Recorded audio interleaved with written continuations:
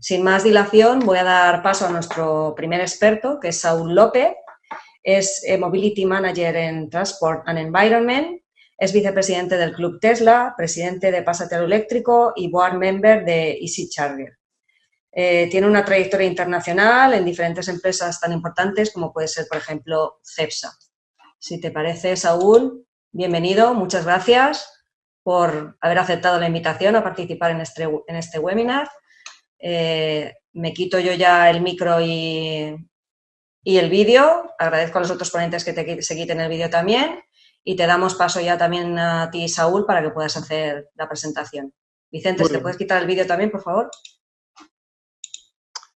Pues muy bien, perfecto. Y yo el vídeo no lo voy a quitar, pero sí que voy a reemplazar rápidamente la toma principal de mi cara porque voy a aprovechar para compartir pantalla, ya que he preparado aquí unas cuantas diapositivas. Yo ahora mismo, al tener la diapositiva en mi ordenador, no os veo, o sea que aunque me hagáis gestos si es que alguien hace algo, no lo voy a poder ver, así que si hay algún problema, avisadme con un mensaje en el chat o puedes hablar, Salomé, y me interrumpes y ya está. Así yo escucharé, porque de si acuerdo, no... Saúl. Claro, porque si no, no puedo estar pendiente del chat, porque si no al final... Sí. No Así te que nada. preocupes, si hay algún problema te aviso yo por aquí.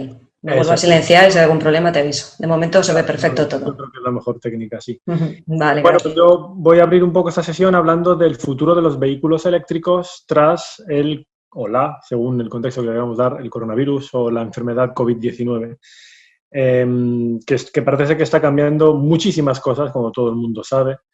Además de ser una tremenda crisis sanitaria, donde lamentablemente hay pérdida de vidas humanas, cifras considerables a nivel planetario, pero ha castigado duramente a Europa y en particular a España. Además de eso, por supuesto, el COVID-19 pues vendrá acompañado de una recesión económica que también hará estragos. Así que uno de los principales sectores que se verá afectado es el sector del automóvil, es uno de los principales sectores en Europa. Así que es lo que voy a intentar un poco repasar rápidamente en esta presentación.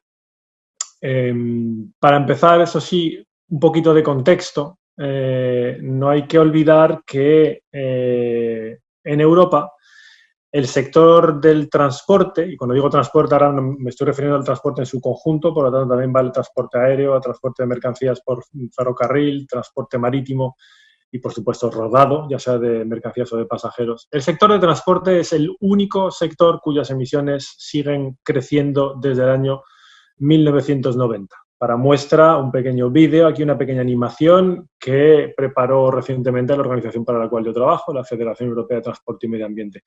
Se ve clarísimamente la tendencia al alza, aunque hay una pequeña caída ahí que corresponde a la crisis de 2008, luego vuelve hacia arriba. El transporte es el único sector dentro de Europa cuyas emisiones siguen aumentando y esto está, por supuesto, en conflicto frontal con los acuerdos de París y los objetivos de reducción de emisiones que tenemos en Europa.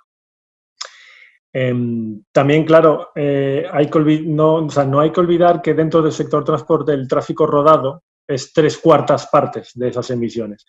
Y dentro del tráfico rodado, los vehículos privados o los coches, digamos, son también 3/4 partes de esas emisiones. O sea, ese es un motivo. Muchas veces la gente me pregunta, ¿pero por qué te centras en el transporte? ¿Por qué en los coches? Pues, además de porque me gustan, tengo un interés particular en ello. Aquí hay una justificación con cifras y datos que también explica por qué es tan importante prestarle especial atención a las emisiones de los coches. Y de las emisiones de los coches es interesante recordar que hay una normativa a día de hoy ya en vigor, desde el 1 de enero de 2020, que establece un objetivo de emisiones, un límite de emisiones medido en gramos de CO2 emitidos por kilómetro recorrido, que está en una media de 95 gramos para toda la flota europea, pero que luego cada fabricante tiene su propio objetivo, su propia cifra, algunos más elevados, otros menos, en función de una serie de factores correctores como el peso y las características de los vehículos que venden esos fabricantes, etcétera. Pero la media es lo importante para entendernos ahora mismo. Un coche que produzca una marca y que lo vendan en Europa tiene que tener un límite de 95 gramos de CO2 por kilómetro recorrido. Si lo supera, se expone a multas.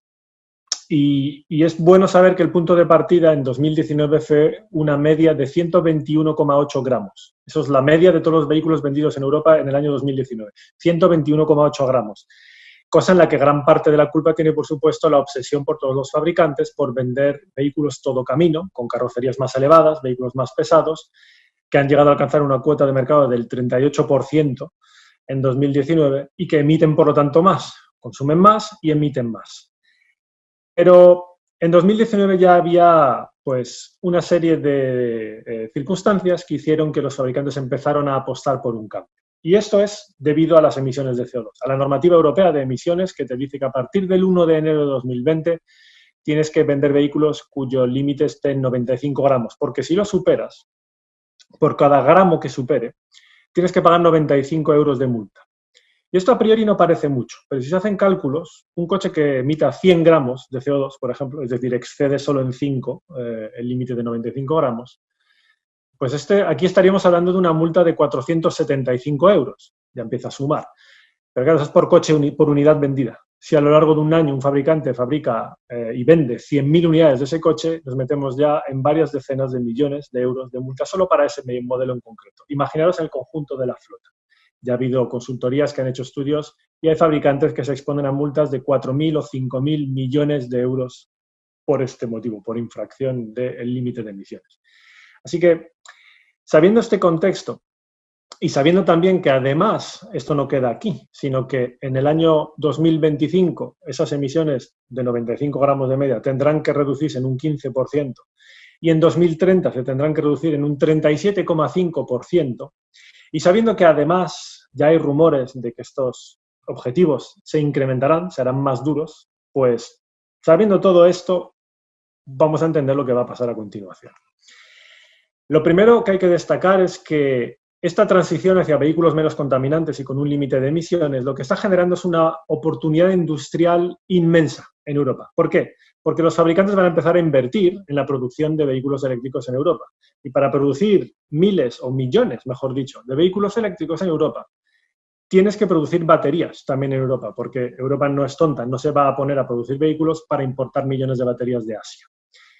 Y por tanto, tanta construcción, tanta producción y además la producción y la construcción de la infraestructura de carga necesaria para todos estos vehículos representa una enorme oportunidad industrial para toda Europa y en particular para España, que es un país, es una gran potencia en la producción de vehículos, porque va a crear puestos de trabajo, porque va a crear el tejido industrial adaptado a las necesidades y a la tecnología del siglo XXI, que nos permitirá competir a escala planetaria con Estados Unidos y con China.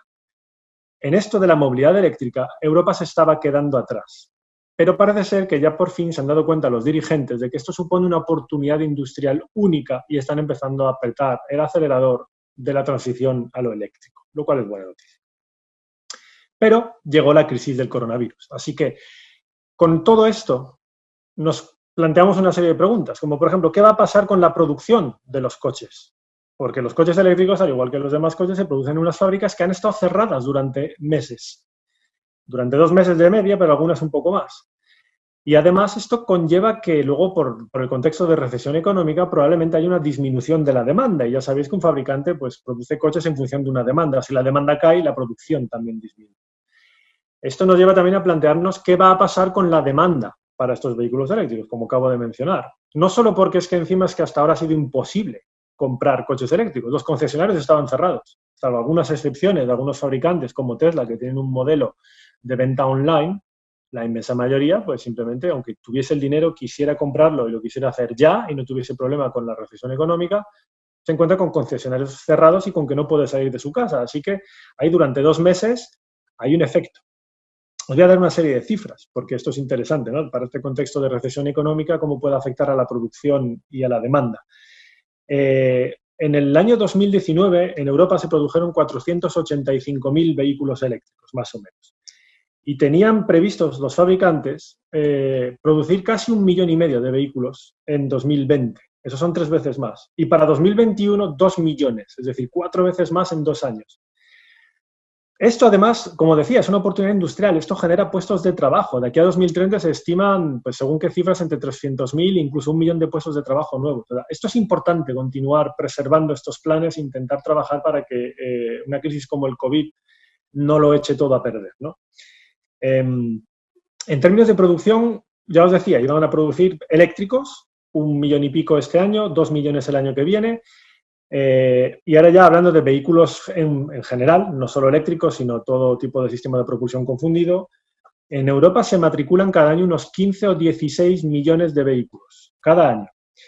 Pues los 2 meses de parón en Europa suponen que se han dejado de producir 2,5 millones de vehículos. Estamos hablando de cerca del 20% de lo que se produce en un año. Y esto solo por el parón de, ok, hay que cerrar fábricas porque tenemos una crisis sanitaria y un virus contagioso. Luego veremos el tema de la demanda por la recesión económica. Volviendo a los vehículos eléctricos, vale, todas las fábricas están paradas, 2,5 millones de coches que no se han producido, vale, pero ¿cuántos eléctricos? Y el caso es que es curioso ver que la producción prevista para el año 2020 de vehículos eléctricos realmente va a sufrir menos que la producción de vehículos diésel o gasolina. ¿Por qué? Porque había grandes grupos, como por ejemplo FCA, que tenía previsto incrementar su producción de eléctricos, cuando digo eléctricos me refiero tanto a los de batería como a los híbridos enchufables. Tenían previsto incrementar esa producción en un 139% en la segunda mitad del año.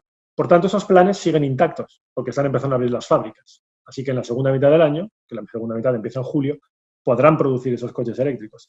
El grupo Daimler, con los Mercedes principalmente, tenían previsto incrementar su producción en un 77% para los vehículos eléctricos. Volkswagen iba a aumentar su producción en un 40%. Y además se ve la prioridad que le están empezando a dar, ¿no? Una de las primeras fábricas que ha abierto el grupo Volkswagen es la de Zigbau, en Alemania, y es donde se produce el Volkswagen ID3. O sea, el tema es que hay también, por supuesto, algunos fabricantes que ya estaban produciendo los vehículos eléctricos, es decir, ya estaban cumpliendo con sus deberes, y lamentablemente ellos se han llevado mayor impacto, ¿no? Por ejemplo, el grupo PSA o BMW son de los que ya estaban produciendo un número significativo de eléctricos y, claro, les han cerrado las fábricas. Así que, bueno, el impacto no ha sido igual para todos, pero en general se veía una escalada de producción significativa en la segunda mitad del año 2020 y si no hay segunda oleada que llegue a hacernos cerrar las fábricas, pues a priori la producción de vehículos eléctricos, a pesar del COVID, está más o menos a salvo. Decía que la demanda, por supuesto, también está ligada a la producción y está ligada a las condiciones del mercado. Y entre las condiciones del mercado, pues tenemos un contexto de recesión económica brutal, que no se había visto pues, con esta amplitud, estas proporciones antes. Y esto, obviamente, va a tener un impacto. Sin embargo, ¿qué impacto puede llegar a tener? Mirad. Esto en cuanto a producción, se me olvidó enseñaros esta diapositiva, os la dejo un rato en pantalla para que lo veáis, porque es un dato curioso, los eléctricos que se producen en España, los modelos que están previstos para los años 2020, incluso 2021.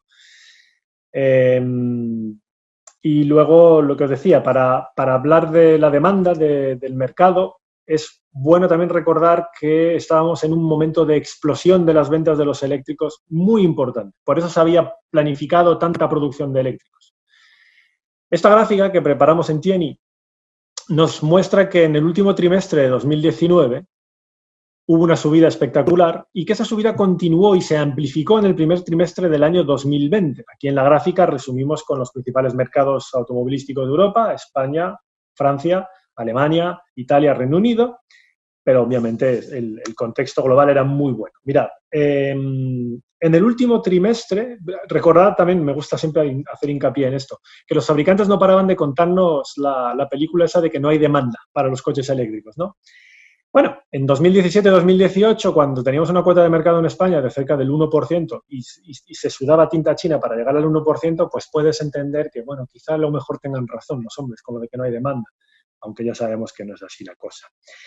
Pero luego la cosa empieza a explotar y entonces del no hay demanda a un año 2019 en el cual de media hay un 3% de cuota de mercado de los eléctricos, alcanzándose un 4,4% en el último trimestre, lo cual es un 80% más. O sea, se ve ahí en la gráfica en el último trimestre de 2019. El crecimiento empieza ya a lo bruto, un 80% más que en el cuarto trimestre del año anterior.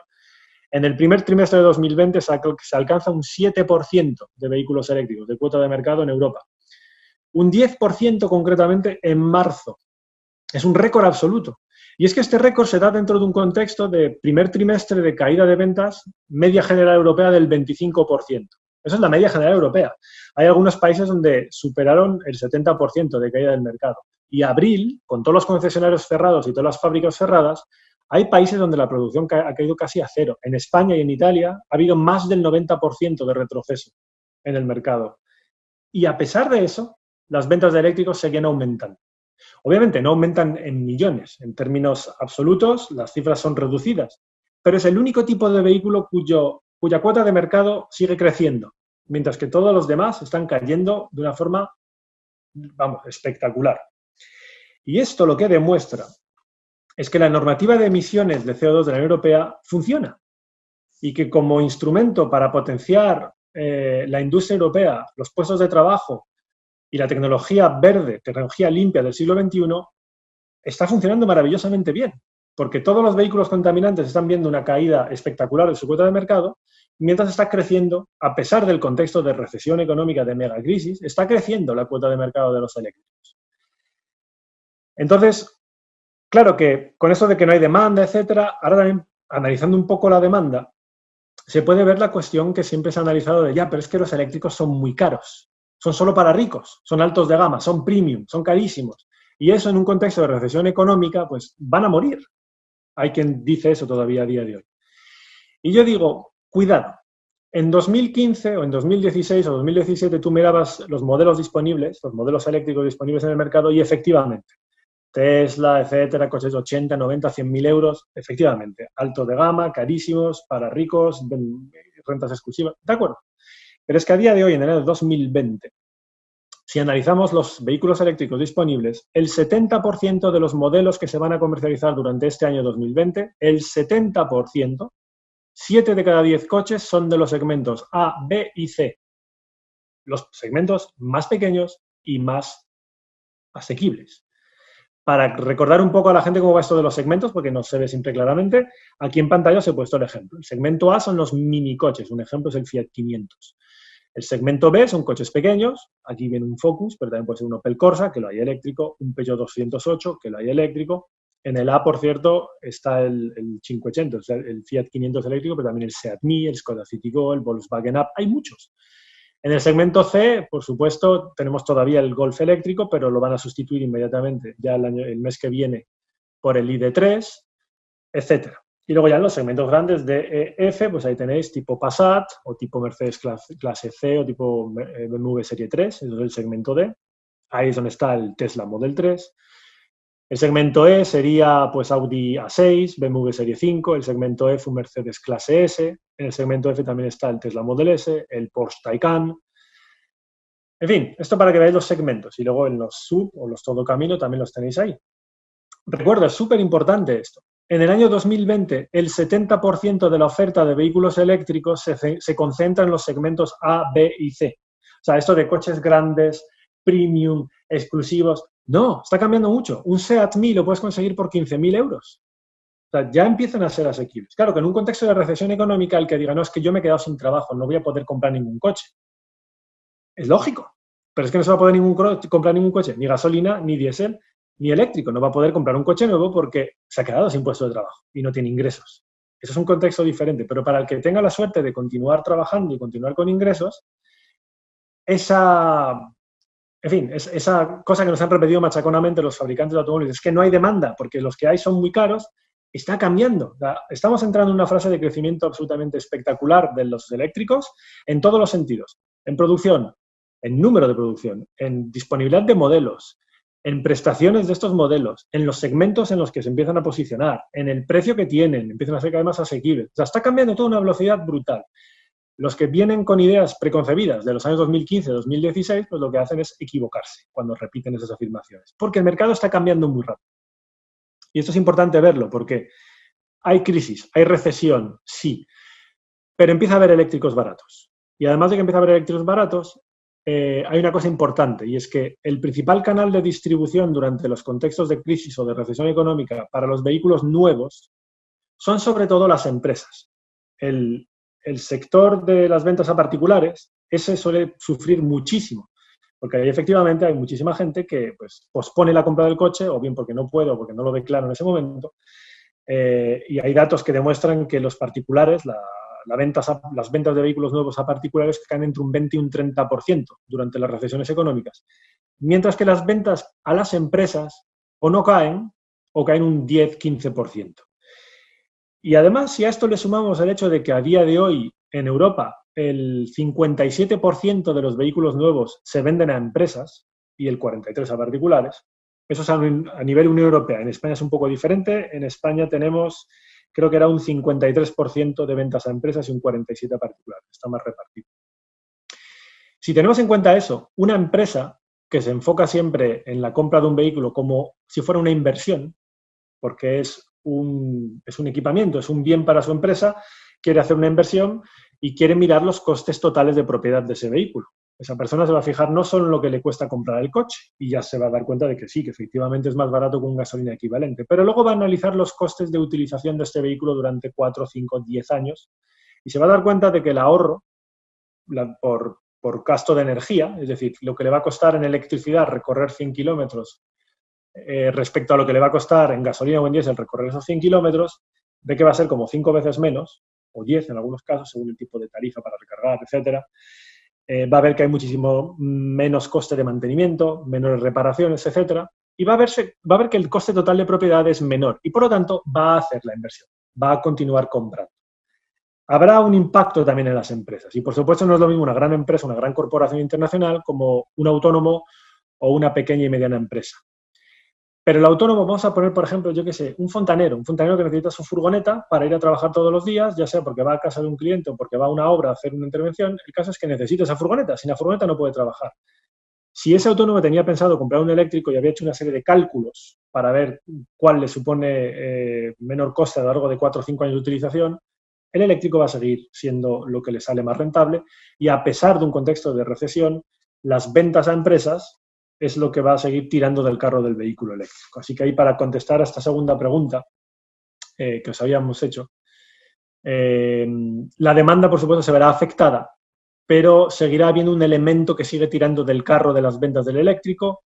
Serán sobre todo las empresas y será sobre todo también en los sectores, en los segmentos A, B y C, los coches pequeños, porque son más baratos. Entonces, la tercera pregunta que se hacía, lo teníamos aquí en esta diapositiva, a la derecha del todo, la normativa de emisiones de CO2.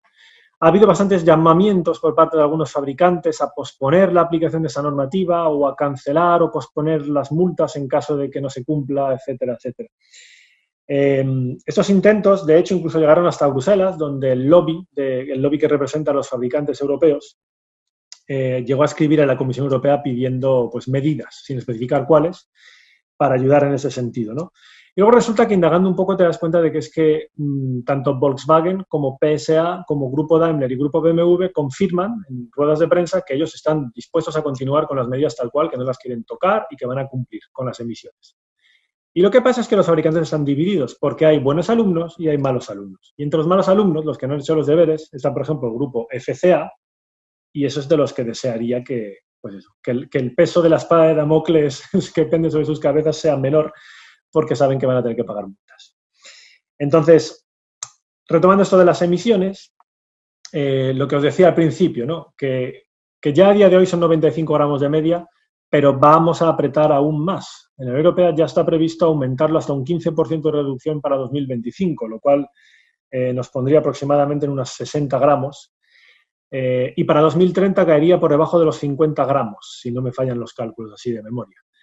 Entonces, es muy importante continuar en esa senda. Y cuando te dicen los fabricantes que no pueden con esa presión normativa, que no pueden porque están ahora que no venden nada, que no pueden dedicarse encima ahora a intentar cumplir con la normativa, que es demasiado costoso, etcétera, están desviando el foco de atención. Que un fabricante venda 1 millón de coches menos al año no afecta al cumplimiento de la normativa de emisiones. La normativa de emisiones afecta a la media de emisiones de los coches que vende. Venda 1 o venda 1 millón, la media es lo que importa. No importa cuántas ventas haga cada fabricante, importa qué tipo de vehículo estén vendiendo.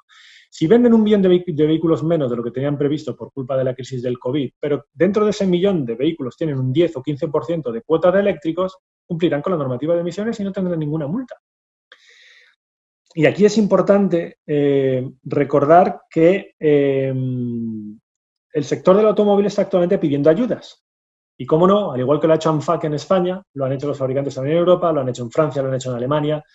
Están diciendo que les den ayudas, pero a todos los vehículos. que los coches nuevos al fin y al cabo son mucho más limpios que antes y son poco contaminantes. Así que también ayudas para vender vehículos Euro 6. No, eso sería un error gordísimo. Porque aunque sea Euro 6, tú tienes ahí coches que emiten 120 y 140 gramos de CO2. Tú no puedes pedir que el Estado te dé una ayuda para vender un coche que luego te va a suponer pagar una multa. ¿Para qué estás? Toma el dinero, te lo muevo aquí y luego tú me lo devuelves bajo forma de multa. Es absurdo, porque encima lo que queda en la carretera es un vehículo contaminante. No, es súper importante presionar en estos momentos y recordar a los fabricantes que lo que tienen que hacer es producir vehículos cero emisiones o de muy bajas emisiones y que tienen que detener el desarrollo de los vehículos diésel y vehículos a gasolina más allá de, yo qué sé, 2025, según los ciclos que tengan.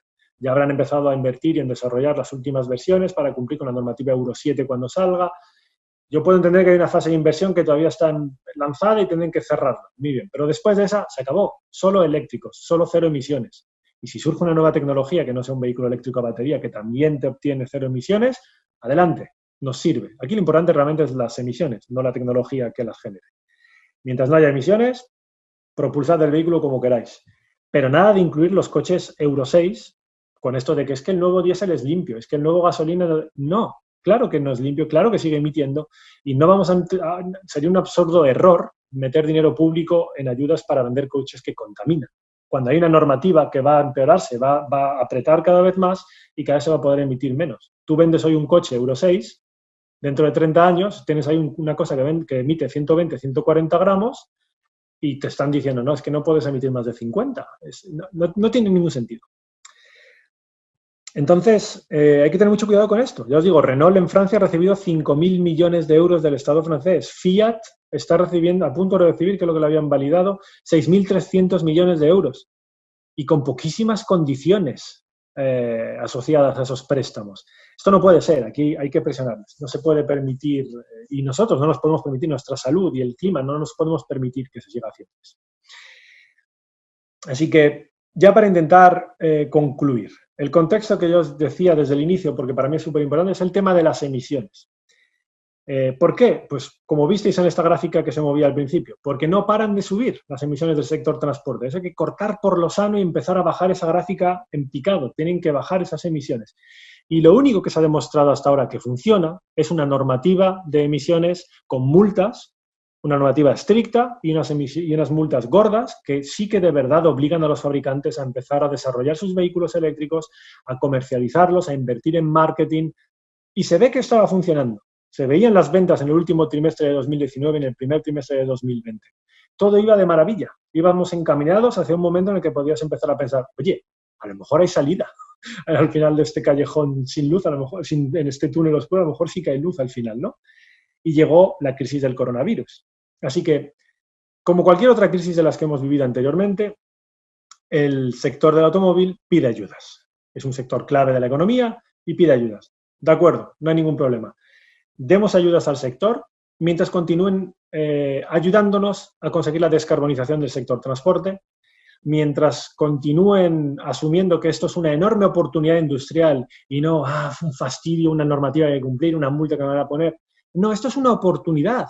Esto tenéis que enfocarlo, y aquí hablo a los fabricantes sobre todo, tenéis que enfocarlo como una enorme oportunidad industrial que encima os van a ayudar a financiar para posicionaros mejor en el siglo XXI, con tecnologías limpias y responsables para el siglo XXI. No hay que continuar apostando por tecnologías obsoletas del siglo pasado, que encima son contaminantes perjudiciales para nuestra salud y para el planeta. Eso lo tienen que entender los fabricantes de una vez por todas. Y en vez de continuar arrastrando los pies y avanzar a regañadientes a golpe de multas, tienen que apostar, y una de las cosas que podrían hacer los fabricantes es apoyar a la Comisión Europea y a los Estados miembros cuando el año que viene se empiecen a revisar las normativas de CO2.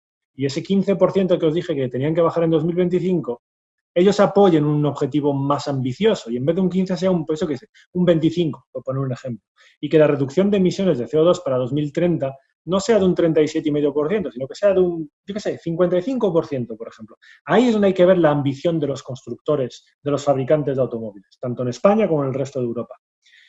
El objetivo tiene que ser que no haya ni un solo vehículo con motor a combustión vendido en Europa más allá de 2030 o 2035, como muy tarde. Porque no nos podemos permitir otra cosa si queremos realmente tener una neutralidad carbono en 2050. Y los programas de ayuda que pongan en marcha los gobiernos para rescatar ahora el sector cuando lo necesite, que estén orientados solo a vehículos cero emisiones. No podemos seguir dando dinero a los fabricantes para que se pongan a producir motores que luego envenenan el aire en que respiramos y que emiten gases de efecto invernadero. Esto hay que detenerlo. Así que me gustaría recordaros lo que hace poco, ya para concluir, frase final, lo que hace unos días dijo el CEO de Volvo. Y es que él pensaba que, por supuesto, que la gente, después de la crisis del COVID, iba a querer vehículos eléctricos. Entonces, cuando un gran jefe, un jefazo de una gran empresa tradicional del automóvil empieza a decirte estas cosas, cuando el río suena, ya sabéis, es que agua lleva. Muy bien, Saúl. Muchísimas gracias por tu presentación. Yo me quedo con la conclusión de que el objetivo es reducir las emisiones de CO2 o evitar las emisiones de CO2, sea la tecnología que sea. A día de hoy es la tecnología del vehículo eléctrico y, por lo tanto, es por la que hay que apostar.